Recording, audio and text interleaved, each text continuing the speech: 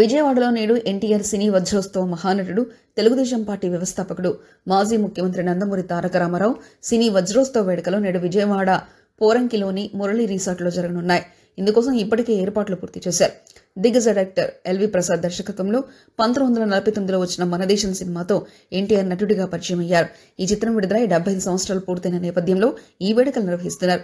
CM Chandrababu, మాజీ ఉపరాష్ట్రపతి Venkaiah Naidu, BJP రాష్ట్ర అధ్యక్షులు దగ్గుపాటి పురేందేశ్వరి, ఎన్టీఆర్ కుమారులు నందమూరి మోహన్ కృష్ణ, జయకృష్ణతో పాటు సినీ నిర్మాతలు, దర్శకులు, నటీనటులు ఈ వేడుకల్లో పాల్గొంటారని NTR literature committee chairman D T Janardhan తెలిపారు.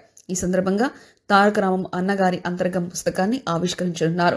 రాష్ట్ర వ్యాప్తంగా అందరూ ఈ కార్యక్రమాన్ని వీక్షించేలా లైవ్ లింక్ అందుబాటులో ఉంటుందని జనార్దన్ తెలిపారు.